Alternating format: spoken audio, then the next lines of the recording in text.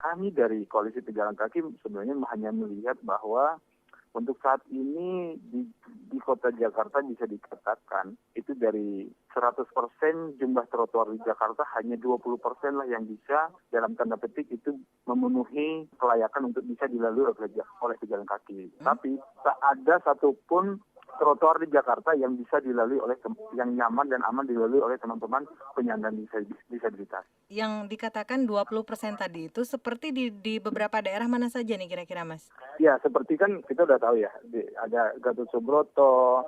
Ini hanya bisa dilalui cukup nyaman dilalui oleh pejalan kaki yang normal loh, Mbak. Jadi itu ada kayak Gatot Subroto, ya, MT Haryono, yang karena itu baru-baru dibangun ya. Jadi terus Sudirman Tamrin dan beberapa tempat-tempat lain kayak Kuningan sudah Rasuna Said sudah baru juga dibangun. Jadi jalur-jalur protokol yang memang itu sudah memenuhi sedikit persyaratan dari standar pembuatan trotoar yang memang diatur dalam Kementerian PU.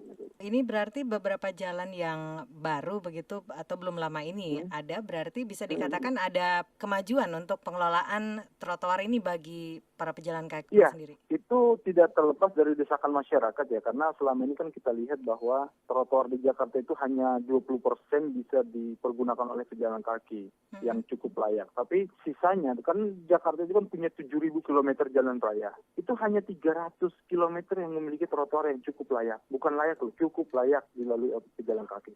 Bukan dilalui oleh penyandang disabilitas. Jadi kalau untuk saat ini kan revitalisasi yang dilakukan oleh Pemprov DKI Jakarta itu hanya di jalan-jalan protokol saja gitu loh. Tapi kalau untuk di jalan arterinya itu sama sekali kita nggak pernah melihat ada perubahan apapun di sana gitu. Jadi hanya jalur protokol saja kayak Rasuna Said, Jalan Sudirman Tamrin, ya, Gatot Subroto gitu ya. Tapi di satu sisi juga antara pemerintah pusat dan pemerintah nasional ini tumpang tindih yang mempunyai kewenangan untuk mengerjakan trotoar gitu loh, Mbak. Seperti di Pemprov DKI Jakarta ada 2 dinas yang mengerjakan tupoksinya mengerjakan trotoar. Harusnya itu tidak usah ada 2, Dinas Pertamanan dan Pemakaman DKI Jakarta sama Dinas PU. Terus untuk jalan nasional, jalan provinsinya sama jalan kotanya. Nah, tapi kalau untuk jalan nasionalnya itu dipegang oleh Kementerian PU. Ada 40 jalan di Jakarta itu kewenangannya di bawah PU. Nah, saat ini jalan-jalan nasional itu tidak jelas pengerjaan trotoarnya seperti apa. Karena kalau kita tanya ke Pemprov DKI Jakarta, oh itu bukan kewenangan kami, itu ada di kewenangannya di Kementerian PU gitu. Jadi ini kan ibaratnya warga ini untuk bertanya saja warga harus memilah-milah, harus bertanya ke siapa gitu. Teman-teman sendiri dari Koalisi Pejalan Kaki ini bagaimana ini mengembalikan fungsi trotoar yang sebenarnya gitu kepada para pejalan kaki, khususnya kaum-kaum difabel begitu? Tegakkan amanah Undang-Undang Lalu Lintas 22 tahun 2009 tentang lalu lintas dan angkutan jalan tadi. Prioritaskan pejalan kaki dan pesepeda, itu kan ada jelas di situ disebut. Dan trotoar, zebra cross dan jembatan penyeberangan adalah jelas termaktub di undang-undang itu adalah hak pejalan kaki. Bukan hak pedagang, bukan hak parkir, bukan hak untuk diserobot oleh kendaraan bermotor seperti motor dan juga mobil dan lain-lain gitu. Ini yang tidak ada di sini sampai saat ini adalah law enforcement dari penegak hukum, yaitu kepolisian dan juga Dinas Perhubungan dan Satpol PP untuk melakukan penegakan hukum bagi pelanggar yang memang sudah mengokupansi trotoar.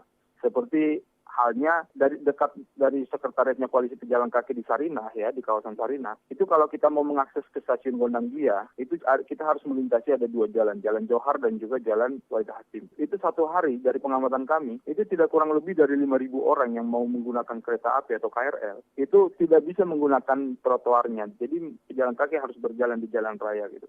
Jadi itulah derita yang dirasakan oleh pejalan kaki sehari-hari di ibu kota kita tercinta ini yang dinamakan sebagai ibu kota gitu. Padahal ini ibu kota, bukan kota kecil.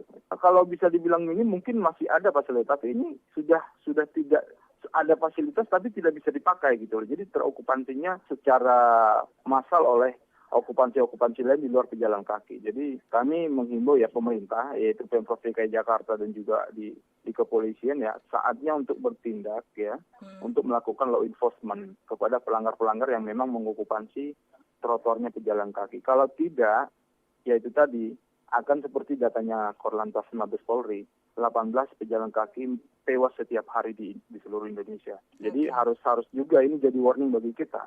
Apakah 18 pejalan kaki ini setiap hari ini tidak bisa kita kurangi, paling tidak itu zero lah, paling tidak, tapi mustahil itu bisa zero.